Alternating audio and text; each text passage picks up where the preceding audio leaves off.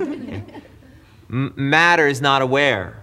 An atom is not aware, whereas each life particle, each person has awareness. The awareness may be covered to certain degrees, different degrees, might be covered. One person may be less aware in different states, but the life particle itself, the awareness is an intrinsic part of that, just like brilliantness is an intrinsic part of a diamond. The diamond might be covered with all kinds of mud and junk, right?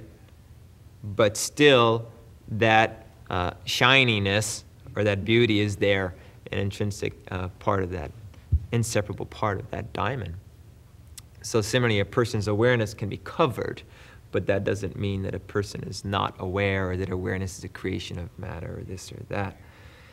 So anyway, awareness is a characteristic, an intrinsic characteristic of the self, and also therefore perception.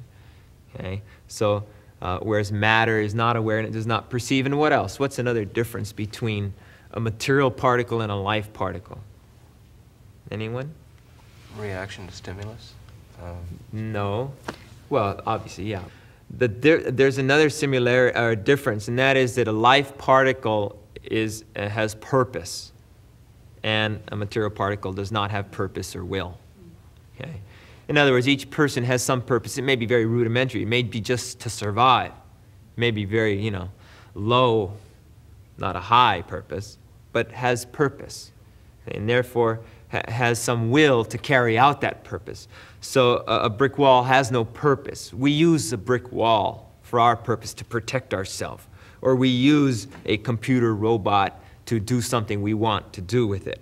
Okay, one criminal uses it for one reason, another criminal steals it and uses it for his reason. Matter is neutral. It has no purpose. We use matter. There is no inherent purpose. There's not like, one atom wants to go left and the other one wants to go right, and they have a war. You know what I mean? Or a brick wall starts taking over another brick wall's territory.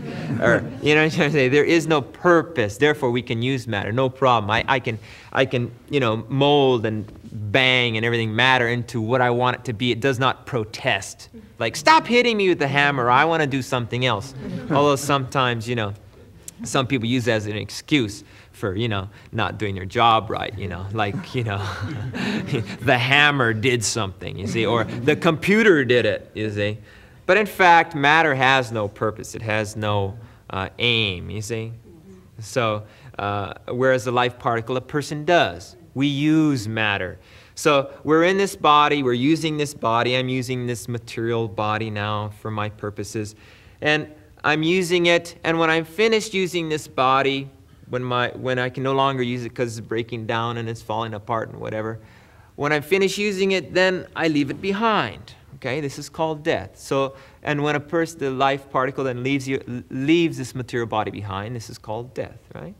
So this is basically, in this worldview, a person is using his body for his own purposes. The body has no purpose itself. It's the person in the body who has a purpose, and therefore there's responsibility, right? We experience, well, he's got some free will, he's got a purpose, therefore he's responsible for his actions and so on. And of course, this view of reality, that there's someone in the body using it, this is really the foundation for our law and for everything else, okay?